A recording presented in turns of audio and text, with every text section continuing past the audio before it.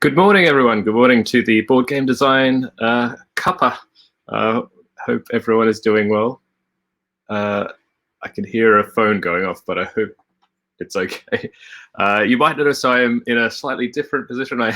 About a few minutes before I was supposed to start streaming, I realized that with the time difference now, actually the sun hits my desk, so I can't. I can't stream from the normal place. So yes, no, I'm now game design with a plant. Yeah, exactly. So yeah, hi Nicholas, hi Rob. How's everyone going? How are you this fine morning? So I hope it's going to be okay. I'm just on my laptop, so it might be a bit hard to share screens and things, but I'm sure I'll work it out. Hopefully you can hear and see me, and everything's okay. I also don't actually have another. I have my tea on the ground next to me here, so. Hope everyone's got their favorite hot beverage, enjoying the morning. Good morning, Zate. How are you going? Yeah, already at work. Oh, well done. How is the new position, which I'm assuming is now public knowledge? I've been out of the world a little bit for a few weeks. Yes, I've got a new Himalayan tea, which was given to us. As a sort of like a thing that's supposed to help us get better after thing. Oh, great! Yeah, so I'm glad. Yes, it is. You got it. Fantastic. Congratulations. And I hope it's going well. I'm glad it seems to be going well. And hope that people are treating you well, and users are not too horrible or anything. So, but yeah, I'm really glad that works out. Oh, that's really nice news. So. Yeah, well, thanks for taking a break. Morning, Aqua. How are you going? Yeah. So, what is everyone up to this morning? So Zate's on a break from a new job. I've had a bit of a slow start to the morning. Nothing too much. Okay, no worries. Hey Arnold, how you going? Yeah, I was going to mention we were just chatting. Yes, I know. I need to get rid of this soon. This is my COVID beard, but. Yeah, so Arnold and I were well very briefly chatting just before I also couldn't get back onto the sort of the testing the card crawl adventures. Which Arnold actually has done a huge amount of work on in my during my kind of time away a little bit. Thanks everyone for the. Yeah, I don't know. I have. Unfortunately, the beard goes red, and after a certain way, so I have to kind of get rid of it because it's a bit ridiculous. But yeah, so that was nice to sort of get back onto the and yeah, I'm looking forward to kind of testing out all the kind of new features. Yeah, Zaid, I realized you weren't here on Monday. Yeah, I did unfortunately get the dreaded COVID. Both me and my fiance both got it about like a couple of weeks ago, basically. So we've just been kind of recovering. So yeah, I was sort of out of it for a week and a half, and yeah, that was the main reason I wasn't streaming. And yeah, I'm kind of back, not 100%, but back enough to sort of chat and things like that. Yeah, it was definitely. I think for us the main thing was the tiredness. Thankfully, we didn't have too many problems like breathing or we had kind of normal flu kind of symptoms. Yeah. Oh, okay. I didn't know that you'd had COVID. Oh, sorry. Yeah, I'm sorry to hear that. Yeah, I get the point about like it takes a while to get the energy back. So yeah, I definitely feel still now that I'm not at full. I don't know what I would put myself percentage at, like 80% or something energy. But generally, I feel a lot better. And yeah, so I'm just trying to take it easy, not rush too much back into work and things like that. So yeah, but yeah, I'm sorry to hear that, Zane. I hope you keep recovering.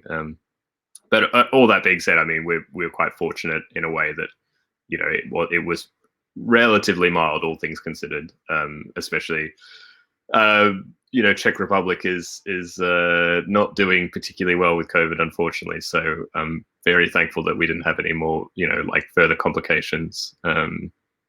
Because like hospital's very full here, unfortunately. So it's anyway, so I certainly can't complain. But I think it just goes to show, like, we've been very careful, left home very rarely. In all likelihood, it looks like we might have got it from a testing center, actually, of all things. So, yeah, it's tricky. Yeah, but yeah, but as it says, long COVID symptoms have me still technically written sick until end of May. Oh, okay, yeah. Well, I'm glad that like the system like can kind of take care of that, or like at least acknowledges it. Certainly. I mean, I'm pretty. On half of yeah. So actually, we're entering right now. This is the tick over point. It's my last day as a full-time scientist, technically, and I'll be going towards. Hi, Drawn Onward. How are you going? Welcome, welcome. And yeah, from tomorrow I'll be officially part-time in my scientist job, part-time as a game designer. So on the game designer side, I can take off as much time as I want, I guess, which is good. But yeah, and my boss in the science side is very understanding as well. So pro design. Well, I wouldn't say that. I guess yes. I guess technically, by the definition of professional, I am earning some money from it. So yes, but it's yeah, nothing much is going to change. I think on my day to day. I think it's just going to mean mentally that I'm a bit more comfortable with spending so much time working on my games during the day and things like that. So, but we'll see how that goes. Yeah. So. But thanks everyone for the good wishes and yeah, but things are moving along. But it means that yeah, and on the streaming side, I'm taking this week as a sort of get back to it, but I haven't got any huge sort of massive plans. Those who were on Monday chatted about just there had been a bit of news about like some new games had been announced of mine. So there was Vivid Memories from Floodgate. Which you can actually go to notify you on the page of launch now. Actually, I'll try and find that link. They tweeted it out. Yeah, it's actually a really great feature of Kickstarter now, this kind of like notify me when something goes live. I think it really helps you being able to share a project like quite a little bit earlier, than the date. So I've put the link in the description. So that's for Vivid Memories, which will be with Floodgate Games. We'll launching May the 4th. So that was really great and nice to kind of get a bit of information. And there was another game called The Gardens, which is based on Sydney's Botanic Gardens, which will be with Grail Games. That will also be kickstarted sometime in the next few months, I think. But we haven't got a date for that. Thanks very much, Nicola. Yeah, I guess maybe I can muse a little bit on. I hadn't actually, to be honest, before I had said it, I hadn't realized that this was literally this was the tick over day, because as we all know, probably during these times, definitely the days run into each other. But yeah, I've been I've been a professional scientist. I mean, I've had a sort of an interesting. I don't know whether it was on stream or through something else. People were sort of listing all these. Maybe it was with Sade, maybe it was with you. Maybe we were chatting about this kind of like interviews and job interviews. I've never really had a job interview, and so it's sort of a funny continuation of that. And I mean, I finished my PhD in 2015, so that's what's that about? Around about this date. So yeah, it was so it's been kind of 6 years as a kind of a professional scientist, a non-student scientist, I guess. Sorry, my hair is ridiculous. I can't, and because I can see myself, I just look ridiculous. Sorry. So yeah, 6 years of that, and before that, of course, like something like 10 years of university study. So it's a long time in sciences, and I am glad that I'm able to sort of keep one foot in that and keep working at it, because I think there's still a lot of interesting work to be done. But it's fantastic that the games are going so well that I can enter this kind of new stage of my life, and actually streaming is part of that. I think I've been musing a lot about what kind of streaming means to me, and how I think I might keep going on with it.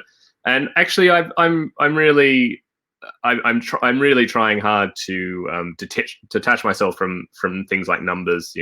Definitely for me, for example, like I don't need this to make money or anything like that. It doesn't have to be financially supportive for me. It serves a different focus. and so actually Ross More Games Please was chatting about this bit on his stream on Monday night. If anyone caught it, this crazy thing about our minds get so connected to like numbers. Social media is so good at like hitting our psychological triggers and making us always want more, like higher and higher numbers and more viewers and more likes and blah blah blah blah blah. And we kind of get on that train of thought without even realizing like why we actually want it. And Twitch is just as bad like that for anything. Like you get your summaries every time, and you have that number in the top left hand corner about how many people are watching, and you're always, and it's crazy until someone actually pointed it out in Ross's chat about how like even psychologically, like when you see like a number drop down while you're talking and you think, oh gosh, like, oh, I've now veered into the part of the discussion that's not very interesting. When of course in reality, and it's exactly how I watch Twitch, like you drop in and out, you're doing something at one time, and like it has nothing to do, it often has very little to do with what the content is. It's just, we're all, it's all in the middle of our lives. So the point is that I've definitely kind of come to realize that I think it has a lot of value for me outside of any of these kind of metrics. And actually I kind of like the little community that we've got. It's small, but I think it's a really nice one. And I have to admit that I'm not actually that worried if it doesn't kind of explode. I don't think I could handle it if it became huge anyway. I think it would change too much. There's still like a lot of things I would like to do. I think I really enjoyed having Theo on the stream, for example. I'd like to have more streams where I'm kind of interviewing or discussing things with people. Thanks, John. Yeah, you're absolutely right. It's you just have no control. And I would hope that all the people who are watching this, that you have the absolute freedom at any point. Like I'm so glad that you drop in when you can, but also, go drop out when you have to. And absolutely that's good. And I'm glad that, you came by for a little bit. It was so.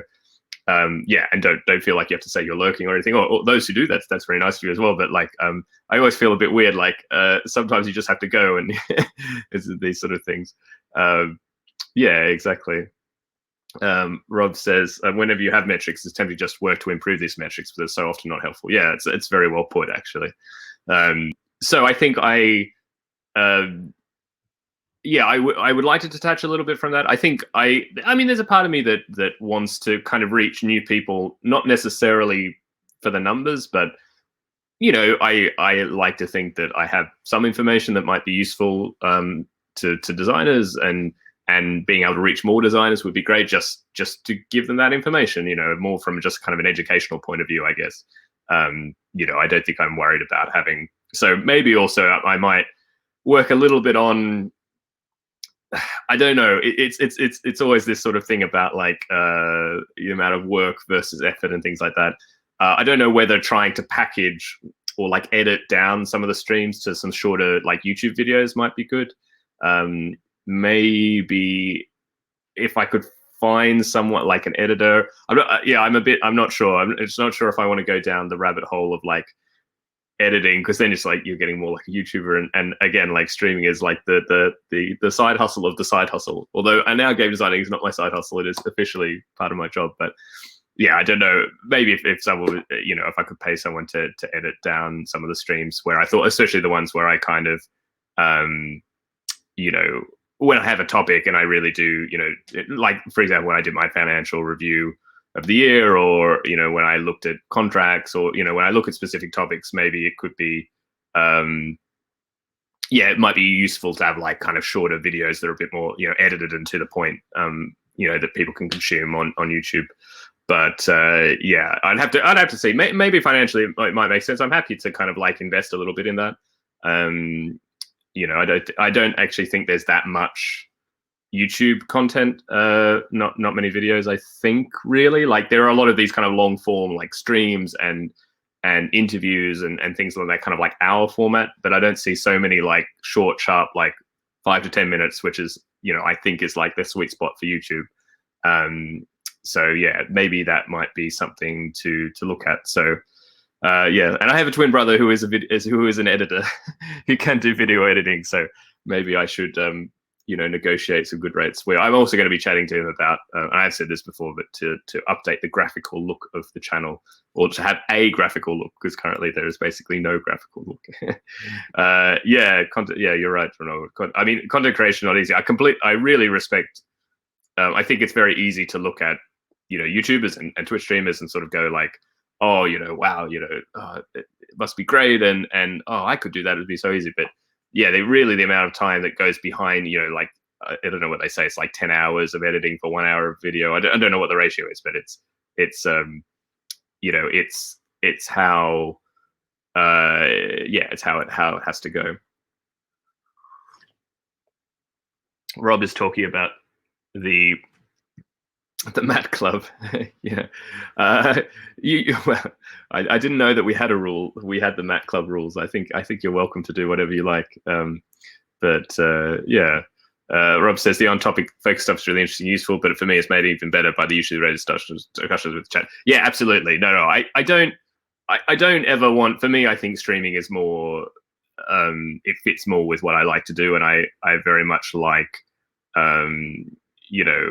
I love chatting with people, and it makes it makes the stream more interesting because then hopefully you, the viewer, are getting a little bit more out of it, and I always want to kind of be open, relaxed, and happy to chat about anything. So yeah, I don't think I'll ever want to. I guess I'm thinking about just a way of kind of reusing stuff I've already done in terms of like old streams, which could be now with a bit of extra work still packaged up. I'll still I don't think I'm going to change the way I stream, and I will keep doing that, but. It's just whether there's like a way to kind of reuse it or repackage it for folks who maybe don't who don't tune in for streams, or the time zone doesn't work for them, or whatever like that. And I can definitely understand like when you maybe not everyone wants to look at it like, oh my gosh, this is a 2-hour stream. Do I want to really like look through all of that and try and find the useful stuff? So say you're not. Everyone is in the Mat Club. You're automatically, if you think the Mat Club exists, you're automatically a member. It is completely inclusive. There are no requirements. Well, don't be an idiot. Thankfully, I haven't had to deal with any horrible people who I would hope that it wouldn't be welcome here. But all you folk are very, very welcome. Oh, thanks very much. Thanks for the chill. Yeah, I mean, it's a funny thing, and Nicola's also saying simplicity. Thanks very much for that. No, I mean it's my mantra of like don't spend any time or effort on something if you don't have to, because see whether you enjoy doing it and just do the thing, right? Don't spend your time buying the most amazing prototype components when you can just make a prototype with stuff you've already got, because usually that's always like getting in your way. But yeah, there's a little bit of part of me that I need to update my website. Basically, is probably the underlying point of all of this. And I kind of think I could probably have something that looks a little bit more professional, and I could use that on Twitter and here. And I'm not necessarily thinking I'm going to have like overlays and things like that, but just making my channel page look a little bit more like this person is not completely, completely amateur. So it's just small things like that, I think, that could make it. Yeah, and I mean there is a point, and it's maybe not so much about the streaming, but as I'm a professional game designer, like I definitely am thinking about putting out a bit of a call just to let people know that I'm more kind of available. I've never really done that, I guess, as a kind of a designer for hire or on contract, or I can help develop games for publishers. I've done that a very small amount, but I definitely will try and put the word out a bit more in the coming months. And I think it's better if you have a good website that you can point people to, just as a kind of a calling card for what you do. So yeah, that's definitely a plan for the coming months, which I will sort of will balance. Rob says the 2-hour streams are usually 50% geoguesser or luck be a landlord. That is true. I'm really sad that this new, I'm not sure if anyone's seen this Dwarf Romantic, this amazing, it's like basically a digital Carcassonne solo game, which looks beautiful and amazing. I'm very, very sad. I would be very into it and would definitely be streaming it if I didn't have a Mac, because unfortunately it's only PC at the moment. But the moment that comes out on Mac, I will definitely be streaming that game, because it looks completely up my alley, I think. Yeah, and I'm very, very jealous seeing everyone's screenshots on things. I've had to run my power cable across the stairs to get to a PowerPoint from this current thing. So that's why when anyone has to walk past the stairs, I have to unplug my computer. Oh, okay. Arnold, you know that. Okay, see. Oh, great. Well, bug them to make a Mac version, Arnold. Yeah, or actually, although to be honest, maybe this will. So my fiance has actually a spare PC from their museum.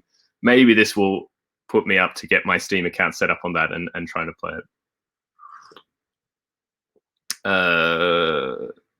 Yeah. Oh, hey, Designer Carver. Welcome.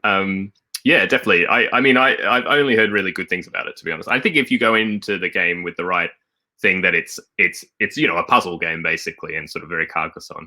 I think it's if you go into it with that right thing, then I think you'll be well sort of. A lot of people I respect have said amazing things about it. So. Rob said, it would be cool if you could put together stuff like that. It does seem a big deal in the gaming business, is your personal brand. So I guess there's a lot of thinking to do about how you want it to be presented. Yeah, no, absolutely. I've talked a little bit about on the stream before, this idea of branding. And yeah, I think we joke about saying I'm pro, but if you do want to be a professional industry, I think there are certain things that it's worthwhile investing a little bit. Like I'm not saying I'm going to spend reason money, but I think a small amount spent now. It was a bit like with the Design 100 blog.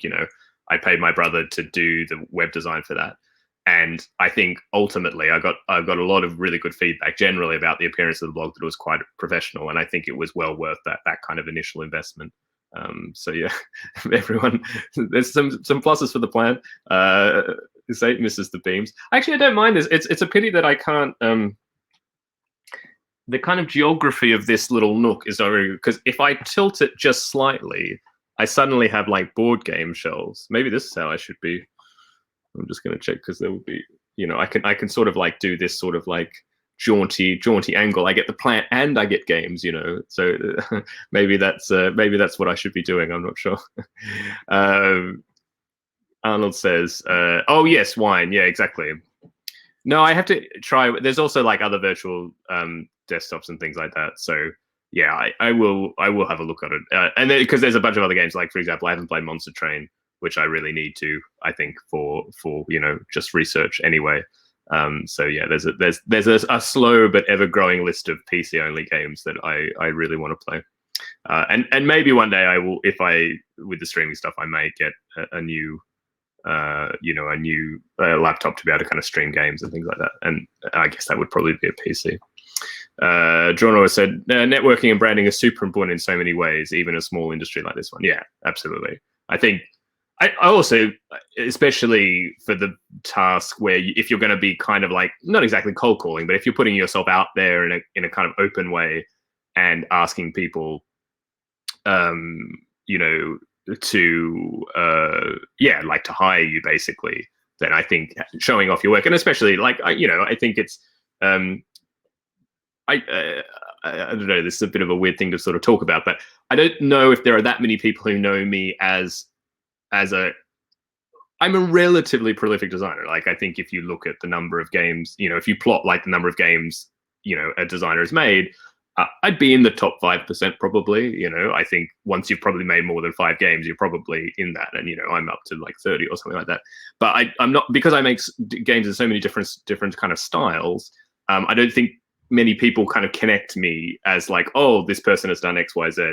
There are like 1 or 2 games, like a lot of people know, like a Listening, for example, like, or but I don't know if anyone would sort of point and go like, oh, I know like that I made like all these 5 games, for example. Like I'm not sure if people would go like that's the same person, and that's fine.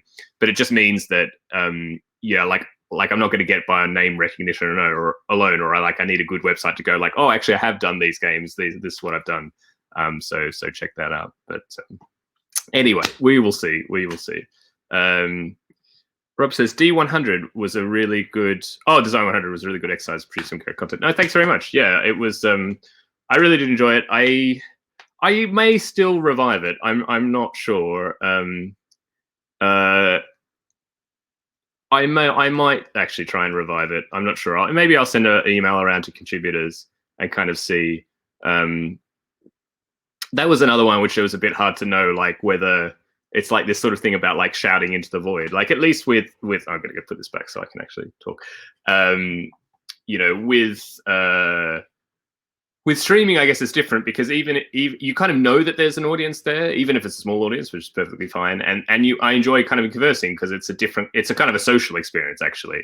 Whereas the blog isn't really like that, and it got into sort of like continually having to like push it out and like tell people about it and all these sort of things, and it just gets a bit like a bit tiring, I guess, or like it's not what I enjoy. I don't enjoy like tweeting about stuff all the time. I'm not like a natural kind of like social media kind of person. So, but yeah, if I definitely I like the concept and I love what the contributors wrote. So it's definitely on my mind that it would be great to kind of go back to it.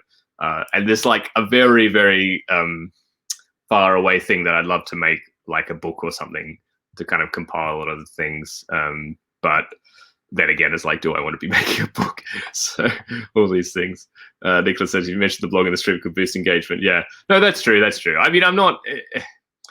It's weird. I'm not so worried.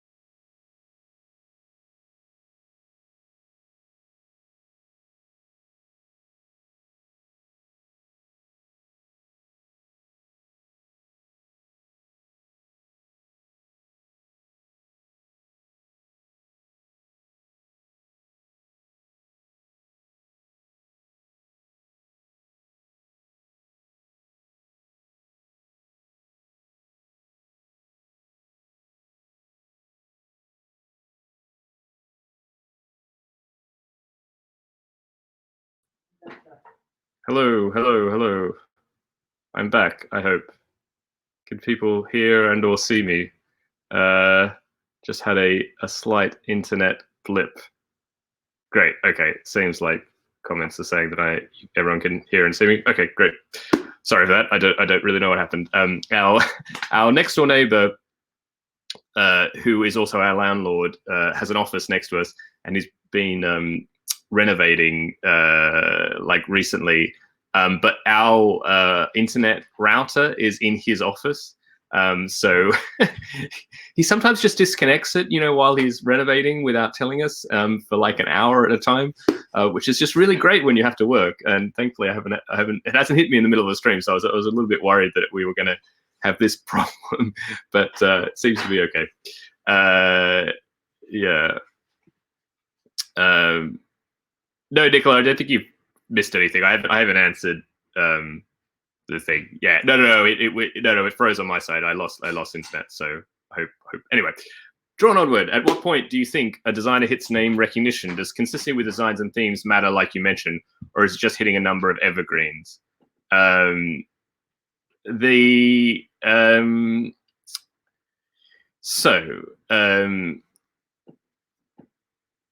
Yeah, I mean, there's a couple of things that go into that. I think I actually don't think there's one rule for it. I mean, this is just me observing it.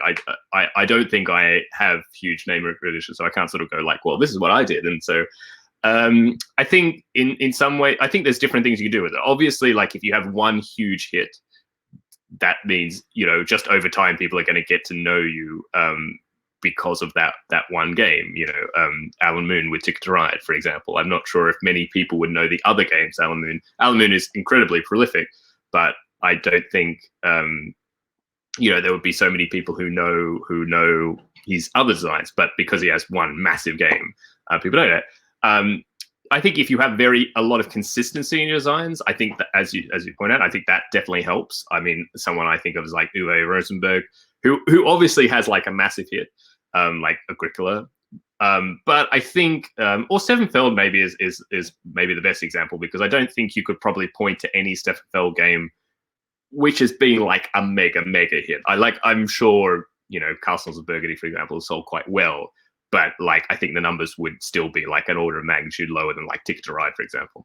But because he's so consistent, it means that once you like his games, you're going to tend to like his other games, and so people are going to come back to, you know, back to that. And I think that does help, because you build up this picture of that designer, and it's kind of consistent in your head. And like, I want to go back, because like, what is design recognition ultimately? It's basically going like, oh, I see a name on a game, and it informs me whether I'm interested in it or not. And if a name kind of gives you an idea of what the game is without knowing it, because it's very consistent, then that helps a lot. So I think both of those, and then outside of that, I think just self-promotion, like, you know, in France, Bruno Cathala is very good, for example, at like, he goes to lots of conventions. He's just very well known in the industry. And I wouldn't say, because I would say he is prolific, but outside of King Domino and things like that, he doesn't necessarily have mega hits. And he also has an incredibly varied catalog. So outside of that, he works very hard by himself to basically, you know, let people know who he is, and to connect his games together. So that's the third piece of the puzzle, is you yourself as a designer can work on that, you know, independently, to kind of to match things together. And to help people connect, you know, your different games and things like that. And of course, with me, it's actually a little bit, and I love being in very different fields, and it's sort of interesting because, you know, now I'm working with Arnold at Tiny Touch Tales. You know, we're making a digital game. I'm completely unknown in that field. I make educational games as well. So I sort of have like feet in a lot of things, and I think, for example, like a good website might sort of like bring all that together so people can understand like the breadth of what I do, essentially. So I can't imagine living next to the landlord. I don't actually live next to it. I wasn't quite right. The landlord has an office next to his kind of studio. He's an architect. So he works there during the day. But we don't live there. You know, like, he doesn't live there. He goes back. So it's not so bad. It's a really nice little like Atelier's kind of studio with that amazing kind of like, you know, in England, you have the kind of north-facing glass, these kind of 45-degree glass panels, which are great for like artist studios. And it's actually apparently quite a famous architect's atelier studio, where a very famous Czech architect before him worked. So anyway, random point. And he designed this apartment, actually, which used to just be an attic, essentially. And he designed it to be this amazing mezzanine kind of apartment. So yeah, anyway. Hi, Himogen X. I hope I pronounced it right.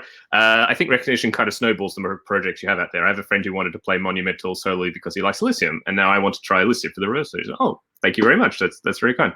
That is true. I mean, I would say that those are two games that are of my kind of catalog that are consistent with each other. I think folks who like Elysium will like Monumental, and vice versa, because they're kind of similar, like variable power card games. But like, you know, like I have like this game, like Costa Rica, which is like a tile, you know, kind of family tile game. And just because you like Elysium, I wouldn't say you're necessarily going to like Costa Rica, because it's quite different. So that, I think for me, that's the little, like, the thing I've got to kind of work on that, because I have so many different games that, you know, which I love doing, but it just means it's harder to draw that name recognition. Elizabeth Hargrave is a good example of one game being While People Know Her Name. I think to a certain extent that's correct, but I would say also, at least looking outside, maybe Elizabeth would have something else to say about this, but I think she also works really hard in the way she kind of contributes to the community. She's very outspoken on like issues of diversity in designers and in publishers and in games, and she's written a lot on that, and she's contributed a lot to the community. So I think, yes, obviously Wingspan is a huge part of people knowing who Elizabeth is, but she also herself, I think, works a lot on her own kind of personal brand, or like how she wants to be perceived in the community. And I think that definitely, like, you know, it augments that. Yeah. So it says, who are Rose and Birkenfeld? Are they similar to Dunstan and Fox? That's very kind. That's very kind. But they're up there on. It's kind of funny. I started out as a huge Feld person, and now I seem to play a lot more Rosenberg games. Over time, I've kind of like switched, sort of bizarrely, but yeah, anyway, it's sort of funny. Alex, I put it together a website to give my game design a little bit of professionalism. Should probably buy a domain for it. Yeah, okay, well, I will check that out. Everyone else, feel free to check that out. I will check that out after the stream. Thanks very much, Alex. Cathala also has prolific collaboration vibe like you do. Yeah, I mean, I think I have a feeling there's probably a connection with them. Yeah, you can just make more games when you collaborate more. You know, I would say though, like Bruno is just he is an absolute machine. Like I don't understand how he just the speed at which he develops games is incredible. I think he and the number of different projects he can sort of juggle, and not only juggle but like complete is extremely impressive. I think he is one of the most impressive designers I know. And I've been really lucky to like interact with him and even design a game with him. So that's been really great. Hey, welcome, Matrix. Welcome. Yeah, you caught it. I hope you didn't catch the technical difficulties, but we're back on online now. John, is having an inconsistent design discography? Oh yeah, I guess you say ludography probably. I think I've seen it a little bit. Like you can have a ludography, like a game library. A negative then, even if you put out a lot of games like yourself, is that not as good as having more consistent work overall? Which path would you choose if you could pick one? Well, I mean, I mean, having like name recognition is only one part of it, right? Like you could be a very successful designer, and nobody knows who the hell you are. You know. I think, for example, there's a lot of folk who work in like mass market, for example, make a lot of games that nobody really knows their names, but they're doing very well for themselves. So, yeah, I don't think in the hobby industry, it's a little bit more important because that name recognition is one extra thing that maybe helps you sell your games. You know, it's and you know, if you want to kind of try and maximize your sales, then that can be one thing you can work at. But I would pick the way I work. I enjoy it. I think there was one point where in an interview, it's so many interesting things about my own, in our own lives, we don't like reflect very often. Actually, I was actually quite lucky that my father really, I'm not sure he's taught us, but he gave a good example of like self-reflection in that, because he worked as a sort of a teacher's consultant. So he would go out and like teach other teachers, and they'd do like in service days, and he would run them. And a lot of them was like getting teachers to reflect back on their own practices and what they were doing and what they could improve. And he actually like kind of taught me about that indirectly. And it's interesting, we don't actually spend much time reflecting. And what I meant, how I got to that was, it's funny when you do interviews as a designer or when you start streaming, it actually is this interesting way to like trigger you to like reflect about what you do and what you think about things. And we don't actually do that very often in life.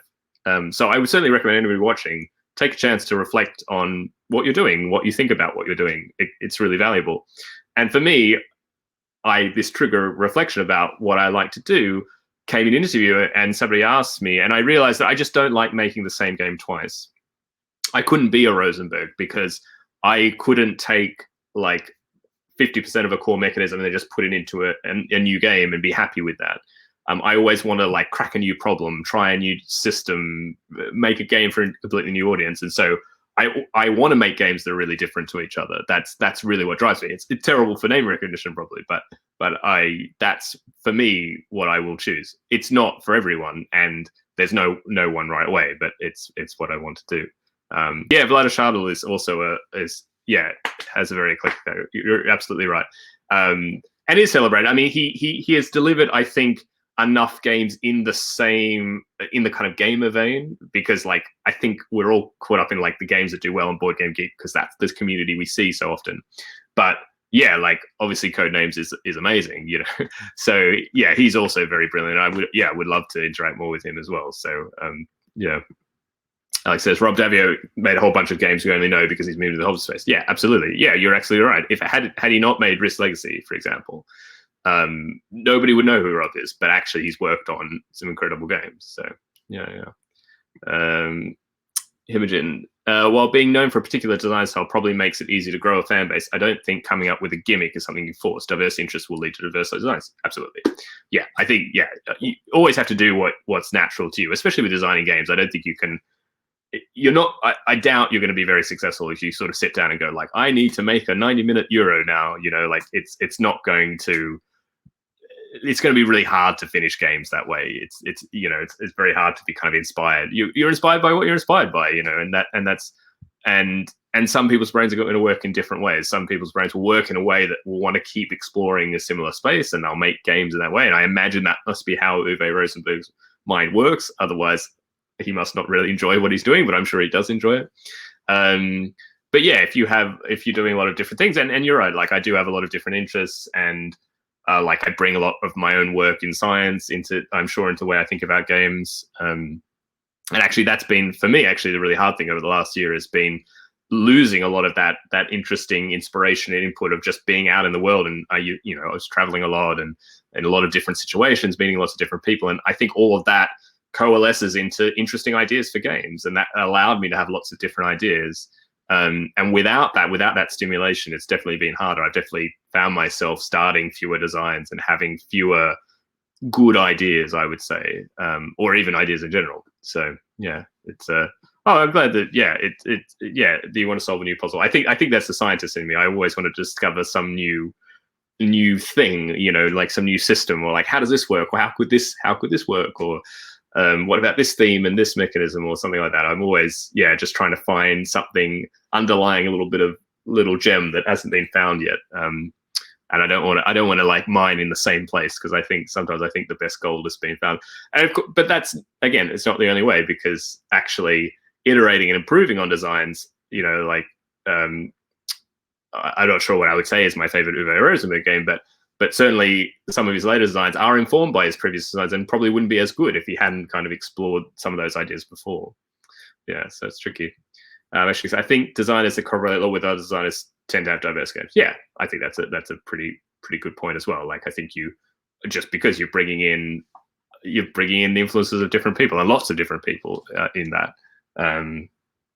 So it's been good, but these are some of the funny things you think about. And I guess the other point is, like, I'm also like moving into like kind of narrative games now. That's also a different sort of style, and I'm not sure if people are going to piece together that is a bit of a thing that I'm doing necessarily. You don't always think, actually, like the designers of these kind of narrative games aren't always talked about, like which is like Cyril Demagogue for Unlock, for example. I don't know if many people are talking about him as, I mean, he's not the only designer of Unlock, obviously has lots of scenarios, but he was the sort of the initial originator of the idea. Or even Manuel Rozoy with Time Stories. You don't necessarily have that same name recognition with those styles of games, maybe. I don't know.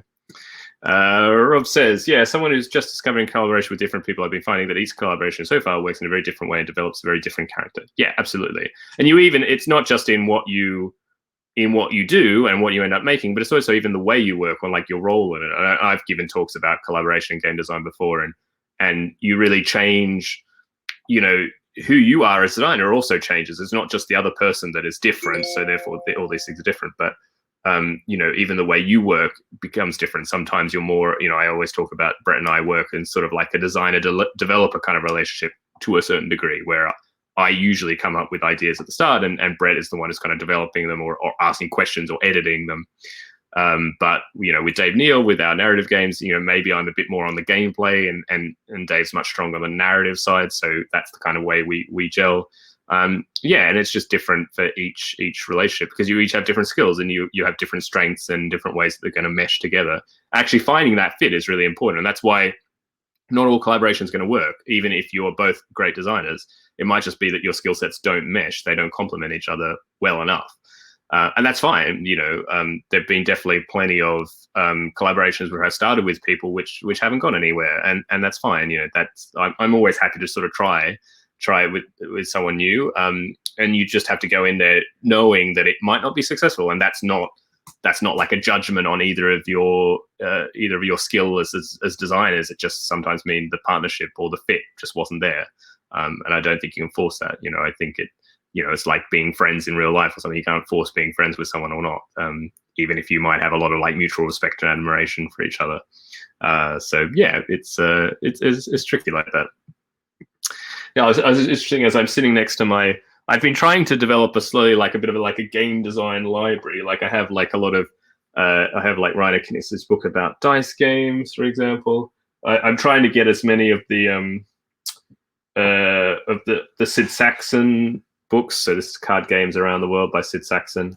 If anyone hasn't, and I've got a gamut of games in the other room, but if anyone hasn't read Sid Saxon's books, I really, really recommend doing that. He was an amazing kind of like game historian, I guess, almost. I mean, he obviously incredibly talented designer, just full stop. But his writing is so interesting because he works so hard, I think, to like actually bring together collections of games that he would discover like in his travels or writings and things like that. And yeah, would really recommend. Alex says, yeah, collaboration has brought so much more in both the spaces between what each person likes and the minor deadlines we have between meetings. Yeah, it's interesting. Like you always find some, and you create something that you wouldn't create by yourself. Yeah, it's always in that kind of like Venn diagram mixing point of your design interests. And I always say like Elysium, and I think it's like the perfect example. I don't think it's a game that either I nor Brett would have designed by ourselves, but it's because of the mix of our own interests and things like that, kind of together, leads to that design. So yeah, that's really cool how that kind of how that sort of worked out. So yeah. I hope everyone. I should be drinking more of my tea, but I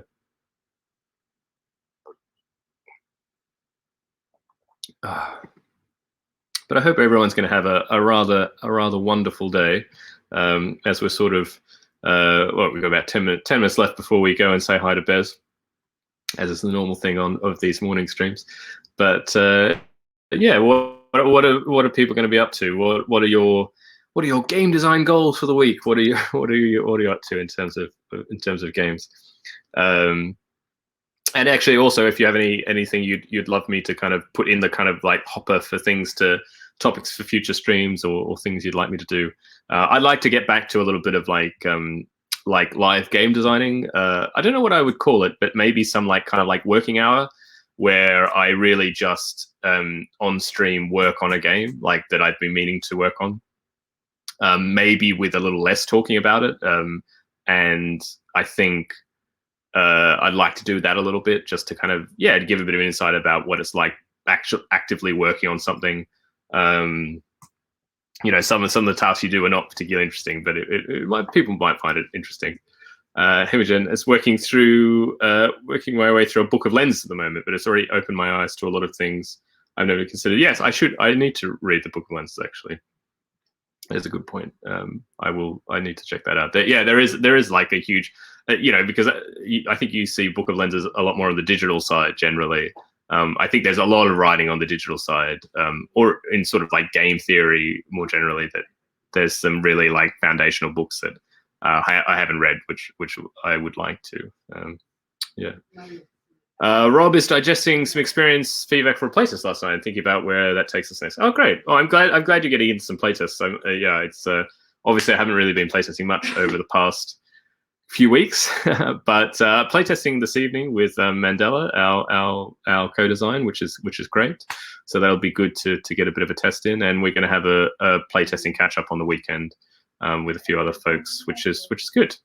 Alex has a Twitch playtest or design meeting tonight. Oh, great! Yes, well, designers unite on Wednesday night for different tasks. Yeah, that's great. I'm really glad that that folk are still able to kind of push through with their games. Rob is giving a shout out for uncertainty in games, which I find really eye opening. Okay, I will check it out. I'm going to put it here.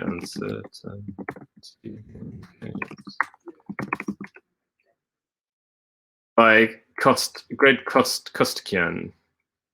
I will check it out. I feel like MIT Press must have a lot of interesting books because that's where like the recent like Jeff Engelstein book was from, right? I think Arnold's working on his new character of the Carl Crawl Adventure. I'm really cool about it. Yeah, I'm really excited to try it out. Like a kind of mechanical character, which is really cool. Yeah, definitely.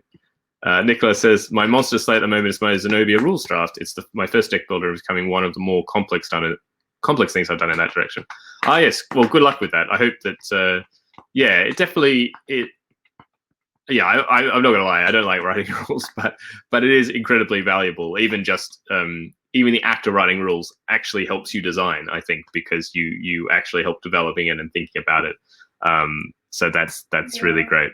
That's reminded me I need to write some rules for a game which I had pitched to a publisher and they were interested in it, but I now need to write some rules so that I can actually send them a print and play version of the game. So that might also be one of my tasks for the day, writing some rules. Rob is having a not working on games evenings, having a night off. Excellent, very very important, very good. I must say it's something I've not been particularly good at. I kind of always feel like, you know, when you're always working from home, I feel very like on, even though I might not be actually working, but I'm not very good at like switching the off switch into to not thinking about work or thinking that I even should be working. I need to get better at that. Yeah, so it's so yeah, I might be writing some rules today, I think. And what else will I be working on? I need to keep working on some storytelling narrative designs.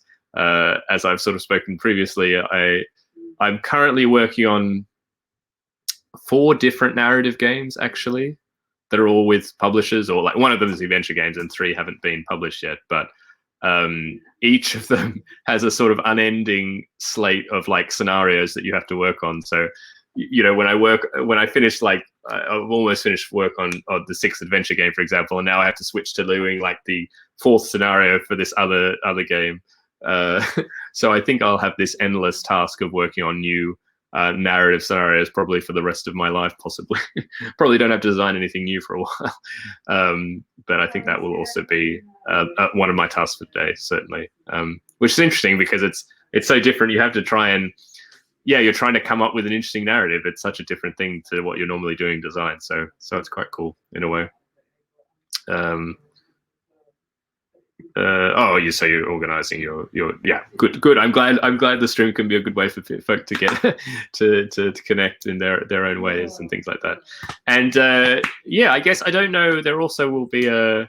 Does anyone know if Michael or Bez are organizing another kind of like IdleCon or anything like this, like game jamming things anytime soon? I didn't know whether there'd be anything around Easter or something like that, because I don't know if folks are doing things for Easter or not, but I'm going to be having a fairly quiet Easter, so I will have some time. But yeah, I should have.